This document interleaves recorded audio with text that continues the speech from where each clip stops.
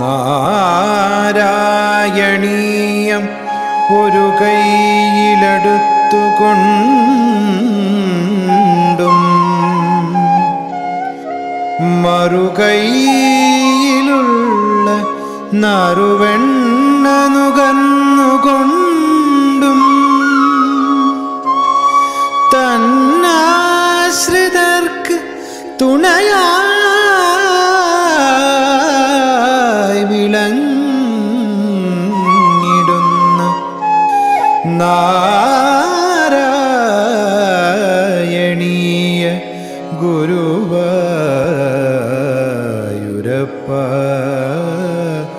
നമോ നമസ്തേ.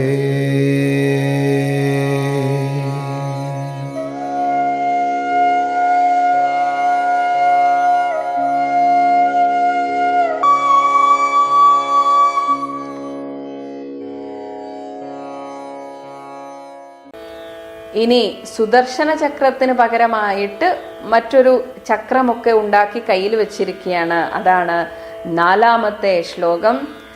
മാത്രമല്ല ഈ ഒരു ശ്ലോകത്തിൽ പൗണ്ഡ്രകനെ വധിക്കുന്നതാണ് പറയുന്നത്. കാളായസം നിജ സുദർശനം അസ്യതഃ അസ്യ നിജ സുദർശനമസ്യതോ അസ്യ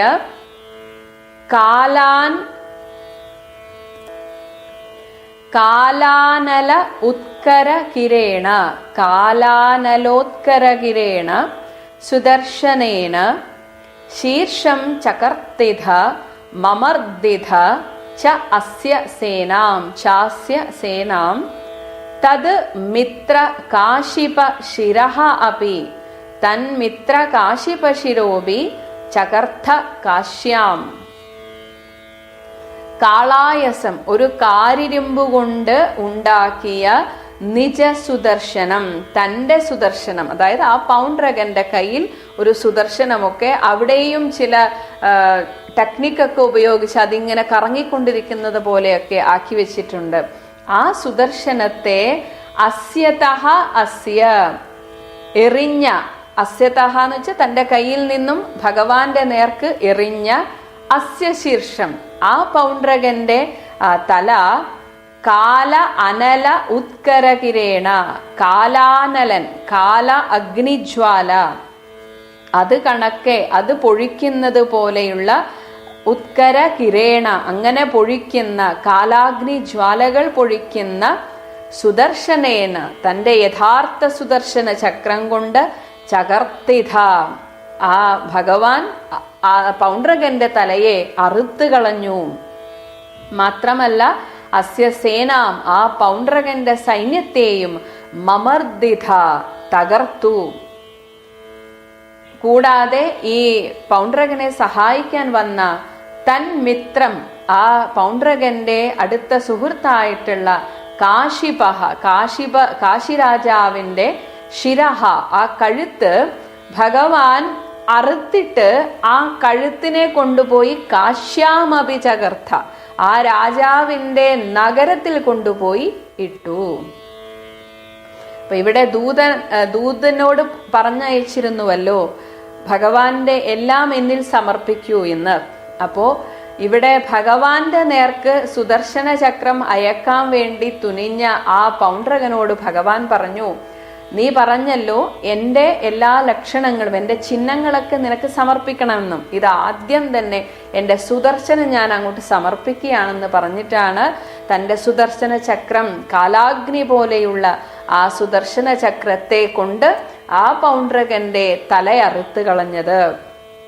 ഒപ്പം തന്നെ ആ പൗണ്ഡ്രകന്റെ എല്ലാ സൈന്യത്തെയും അടിച്ചോടിച്ചു, മർദ്ദിച്ച് അവരെ അവശരാക്കി ആ സൈന്യത്തെ മുഴുവൻ തകർത്ത് കളഞ്ഞു.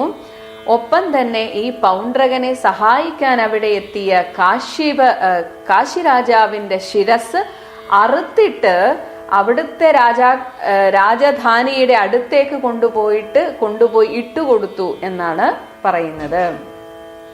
ശ്ലോകം 4.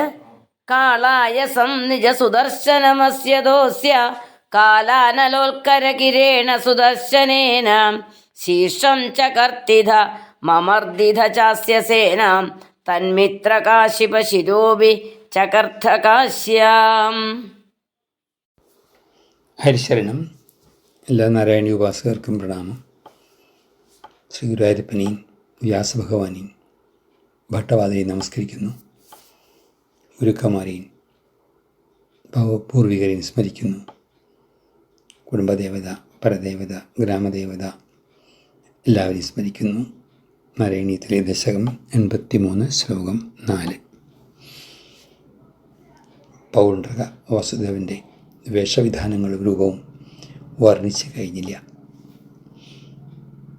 പറയുന്നത് വേഷഭൂഷാദികളായി ഇനി ആയുധങ്ങളൊക്കെ വേണ്ടേ? ഭഗവാന്റെ പ്രധാന ആയുധമാണ് സുദർശനം. അത് കാരിരുമ്പ് കൊണ്ട് തന്നെ ഉണ്ടാക്കി അതും പിടിച്ചിടുന്നത് നല്ല ഭാരം ഉണ്ടാവും. ഇതിന് ഭഗവാനാവാൻ വേണ്ടിയിട്ട് ഒരു തപസ് പോലെയാണിത് നമുക്ക് കാണാൻ സാധിക്കുക. അങ്ങനെ കരിയിരുമ്പ് കൊണ്ട് സുദർശനം എന്ന പേരിൽ ചക്രവും ഉണ്ട്.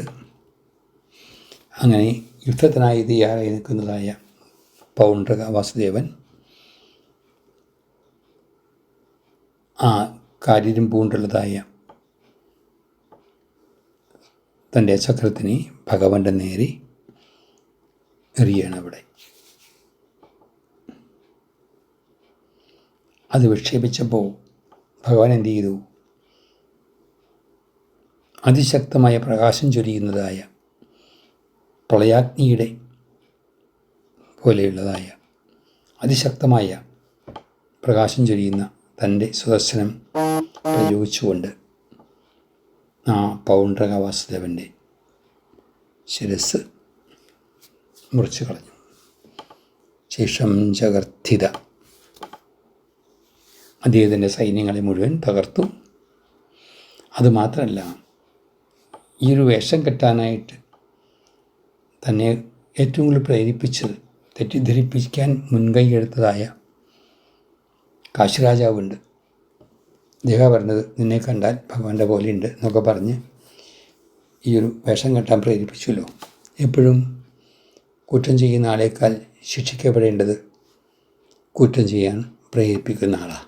ശരിക്ക് പല കുറ്റവാളികളും അവരായിട്ടായിരിക്കില്ല ചെയ്തിട്ടുണ്ടാവുക.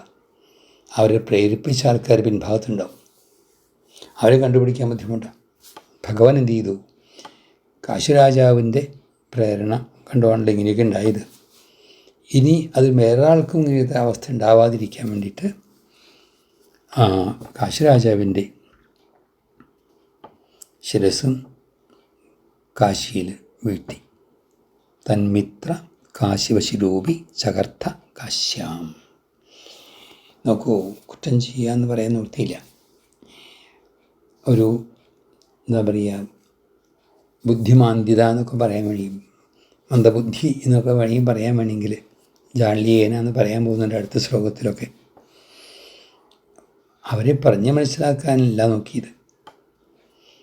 അപ്പോൾ നമ്മളായാലും ആരെങ്കിലുമൊക്കെ എന്തെങ്കിലുമൊക്കെ അറിവില്ലായ്മ കൊണ്ട് ചെയ്യുമ്പോൾ നമുക്കതിനെക്കുറിച്ച് ബോധ്യമുണ്ടെങ്കിൽ അവർക്ക് പറഞ്ഞു കൊടുക്കുന്നത് നല്ലതാണ്.